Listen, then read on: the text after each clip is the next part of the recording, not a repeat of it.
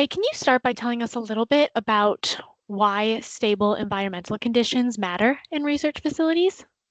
I think the keys to scientific research are that the research is reportable and can be reproduced. So if you're going to create good research, you want to make sure it's stable. You want to make sure that the data that is recorded can be used to move that science forward. So it's important that we have stable environmental conditions to support the science that's being performed inside of those spaces. And what can clients do to create a stable environment? When you have a scientific piece of equipment that has a very tight temperature and humidity requirement, it's important to provide a higher level of control, a higher level of instrument sensitivity, and something that can recover and react to environmental space condition changes and environmental external conditions. So when the outside air changes dramatically as a storm moves through, you need to be able to react to those changes.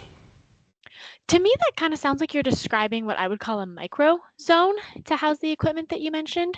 How can we design HVAC systems to support the control of these micro zones?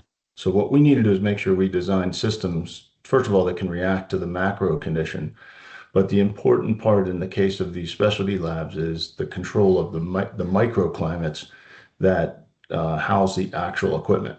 So when we do these types of labs and we understand the criteria to be that much more important, we make sure that the zones for temperature and humidity control are much smaller.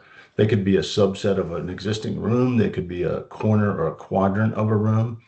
And in those cases, we want to make sure that we provide the additional controls and accuracy of the instruments to make it repeatable.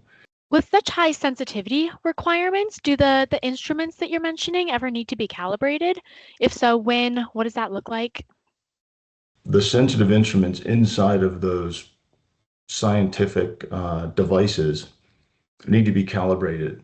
And the need for calibration arises when a temperature or humidity changes at a high rate of speed.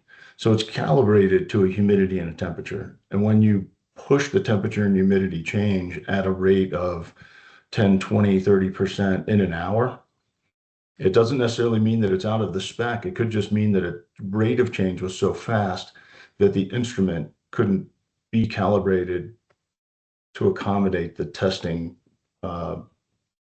accuracy that's required. What happens when the testing accuracy that's required, to use your words, and the calibration of the instrument aren't aligned? So if the testing accuracy and the calibration of the instrument is not aligned, you could lose data, you could lose time, you could lose money, and potentially, lose that sample, which is something sometimes that can't be replaced. Wow, so if I'm hearing you right, Ray, that creating a stable environment is important in not only saving time and money, but also in creating that reproducible and reliable research that really pushes science forward. And ultimately, that's what we're charged with as engineers, is to make sure we understand the requirements of the research, whether it's a micro or macro requirement, to make sure that the clients working inside the space are successful and can produce the reportable results that can move their company to the next level.